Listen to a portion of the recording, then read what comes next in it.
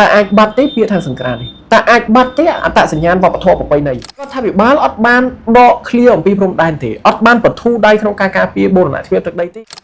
ថ្ងៃនេះសូមមកបង្ហាញចំណាប់អារម្មណ៍បន្តិចពាក់ព័ន្ធជាមួយនឹងសំណួរគេសួរឌឺដងគ្នានៅលើបណ្ដាញសង្គម Facebook ថាតើការធ្វើសង្គ្រាមខាតឬក៏ចំណេញតើគួរធ្វើឬក៏មិនគួរធ្វើក្នុងស្ថានភាពដែលប្រទេសរបស់យើងនឹងស្ថិតក្រោមការគ្រប់គ្រងមួយផ្នែករបស់ថៃនៅតាមបន្ទាត់ព្រំដែនឬក៏ការដោះស្រាយចំនួនបញ្ហាព្រំដែននឹងអត់ទាន់បានបញ្ចប់ជាការពិតណាស់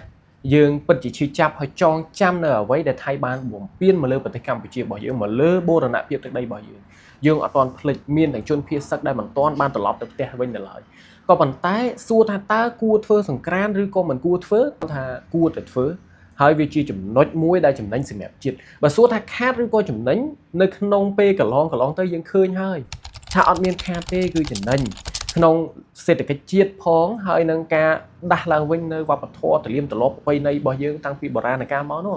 សង្គ្រាមខ្មែរបព្វបរោះយើងបានពំនាំផ្សព្វផ្សាយសង្គ្រាមនេះច្រើនណាស់ទៅអន្តរជាតិយើងមិនអាចចោលបានទេប៉ុន្តែតើគួរតែបញ្ឈប់ការសបាយនៅក្នុងពេលសង្គ្រាមហ្នឹងទេខ្ញុំអត់លើកទឹកចិត្តឲ្យសបាយពេកទេក៏ប៉ុន្តែយើងត្រូវតែទទួលស្គាល់ថាសូម្បីតែរាជរដ្ឋាភិបាលក៏គ្មានសមត្ថភាពទៅទប់ស្កាត់ប្រជាពលរដ្ឋអត់ឲ្យសបាយបានដែរ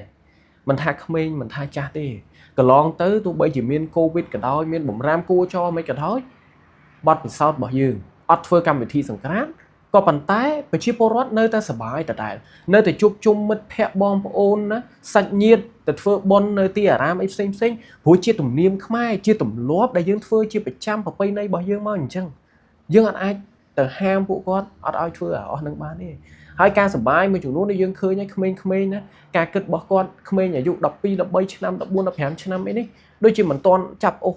ទោសដំណើរគាត់ឬគាត់ទៅចាប់បខំគាត់អត់ឲ្យទៅលេងទៅទុកសោកដើម្បីជាតិអីអាហ្នឹងវាដូចជារឿងពិបាកមួយមែនទែនទទួលស្គាល់ថាវាពិតជាពិបាកមិនឲ្យប្រជាពលរដ្ឋយើងទៅសប្បាយណាក៏ប៉ុន្តែការសប្បាយគួរតែមានកម្រិតមួយហើយមិនលើកទឹកចិត្តឲ្យសប្បាយជ្រុលពេកទេត្រង់ចំណុចនេះហើយខ្ញុំគិតថាការធ្វើសង្គ្រាមនេះគួរតែធ្វើមែនទែនព្រោះវាផ្ដល់ផលច្រើនសម្រាប់ជាតិរបស់យើងទៅសេដ្ឋកិច្ចទាំងមុខមាត់ប្រទេសជាតិមានអ្នកខ្លះគេថារៀបចំសង្គ្រាមគ្រាន់តែជាសេណារីយ៉ូដើម្បីឲ្យប្រជាពលរដ្ឋភ្លេចអំពីបញ្ហាព្រំដែនថ្ងៃនេះមិនទាន់ដល់សង្គ្រាមទេយើងរំលឹកគ្នាឲ្យថាខ្ញុំអត់ទាន់ភ្លេចហើយអ្នកទាំងអស់គ្នាក៏ប្រហែលជាមិនទាន់ភ្លេចដែរអំពីបញ្ហាព្រំដែនហើយយើងក៏មិនទុកសោកពេកដែរឲ្យប្រជាពលរដ្ឋរបស់យើងជួបជុំក្រុមគ្រួសារបានឈប់សម្រាកណាគាត់ទៅផ្ទះចាយថវិកាណាបានរៀបចំទទួលភ្ញៀវជាតិភ្ញៀវអន្តរជាតិក្នុងកម្មវិធីទេសចររៀបចំកម្មវិធីសប្បាយផ្សេងនៅតាមទីអារាមនៅតាមអីដើម្បីជួបជុំគ្នាយើងស្ដារឡើងវិញនៅសាមគ្គីភាពក្នុងនាមជាខ្មែរក្នុងនាមជាបងប្អូនដែលកុំយកវប្បធម៌បរទេសដែលក្បាលអ្នកណាសក់ដល់នឹងឬក៏ដライពីគ្នាយកមកលាយឡំគឺអត់បានទេបងប្អូនខ្មែរស្រឡាញ់គ្នាក្នុងឱកាសចូលឆ្នាំប្រពៃណីជាតិគាត់ទៅជួបជុំគ្នាណាធ្វើបុណ្យរួមគ្នាទៅលេងល្បែងប្រជាប្រិយអីជាមួយគ្នាអានឹងក្មេងៗគាត់ទៅធ្វើទៅអត់មានបញ្ហាអីទេក៏ប៉ុន្តែក្រោយពីត្រឡប់មកវិញគឺបញ្ហាព្រំដែនរដ្ឋាភិបាលនៅតែដោះស្រាយឲ្យមួយទៀតដែលយើងអត់អាចរំលងបានណាបងកងទ័ពរបស់យើងនៅតាមព្រំដែនយើងឃើញនៅតាម Facebook គាត់ផុសតាម personal account របស់គាត់ខ្លួនឯងគាត់ថាពួកគាត់អត់បានត្រឡប់មកផ្ទះទេក្នុងរដូវបុណ្យចូលឆ្នាំប្រពៃណីជាតិនេះសូមជូនពរពួកគាត់ពីចម្ងាយក៏ប៉ុន្តែយើងមើលឃើញចំណុចមួយថារដ្ឋាភិបាលអត់បានដកឃ្លាអំពីព្រំដែនទេអត់បានបន្ធូរដៃក្នុងការការពារបូរណភាពទឹកដីទេបានន័យថាបងកងទ័ពនៅតែរក្សាការពារប៉ុន្តែក៏នៅតែមានចរន្តសេដ្ឋកិច្ចជាតិនៅក្នុងប្រទេសមិនទៅបើសិនជាយើងគិតថាមិនគួរធ្វើសង្គ្រាមដែលជាផលចំណេញសម្រាប់សេដ្ឋកិច្ចអត់គួរធ្វើសង្គ្រាមសម្រាប់ពុកម៉ែបងប្អូនប្រជាពលរដ្ឋតែយើងទៅទុកសោកនៅរឿងព្រំដែននេះអត់រលុយឬក៏យ៉ាងម៉េចប្រទេសជាតិក៏មិនខុសពីគ្រួសារដែរបើសិនជាមានឱកាសរកប្រាក់ចំណេញគឺគួរតែរកព្រោះអីយើងត្រូវការសេដ្ឋកិច្ចកើនឡើងរហូតមិនមែននៅនឹងថឹងតែប៉ុណ្្នឹងហើយក៏មិនមែននៅស្ងៀមមកកន្លែងដែរហើយមួយទៀតរឿងសង្គ្រាមពាក្យថាសង្គ្រាមមួយម៉ាត់នេះណាប្រទេសថៃដែលជាសត្រូវរបស់យើងក៏គេមានវប្បធម៌ទលាមទម្លាប់អីស្តៀងគ្នានឹងដែរហើយចុះបើសិនជាយើងអខានខកខានមិនធ្វើសង្គ្រាមនេះតើវាមានផលអីទៅណាវាជាការប្រកួតប្រជែងមួយដែរក្នុងការឆ្នៃវប្បធម៌ឆ្នៃទលាមទម្លាប់របស់យើងនេះឲ្យវារស់រវើកឲ្យមានកម្មវិធីផ្សេងតាក់ទាញភ្ញៀវទេសចរជាតិអន្តរជាតិឲ្យមកលេងមកទស្សនាអីហ្នឹងអាហ្នឹងគឺជាចំណុចល្អមួយដែរបើសិនជាយើងនៅតែខកខានទៀតនេះ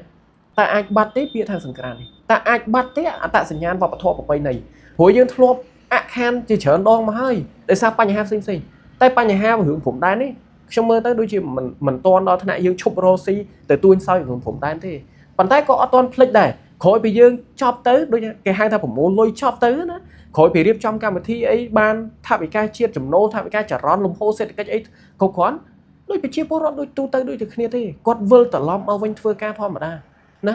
ปัญหาประเทศเชิดคือดอไซทอมมาได้กัดทับประเทศเรียงคลุ้นขนมนิ่มจีจนเจ็ดขมายเมียนแต่ปันนั่งโดยจีเหมือนแต่ดอธนาไอชบเธอสังการมันแต่ดอธนาไอชบเมียนการชุบจมปกไม้บอลปอนเมียมีในตามเกหักทานแต่สบายไอดอธนาตรงที่คือเจียตุ่มเลี้ยมตุ่มล้อไปในบ่อยืนทำไปด้ามมอปันท้ายก็เหมือนเลือกตั้งจัดหาเอาเตอสบายไอชรุนฮูไฮเลือกปรมแดนได้การสบายนั่งกูแต่เมียนกับน็อตปรมแดนมวยไทยยืนสบายเลงกรุบเคลียร์ตัววิ่งตัวมามันเมียนเพียบอันหน้าทับไตเล่หรือใบไปเจี๊ยบอะไรไอ้สบายดีไอ้ขนมไปที่บอลโจชนะไปในเจียนนี่คือจีเรื่องละออมวยได้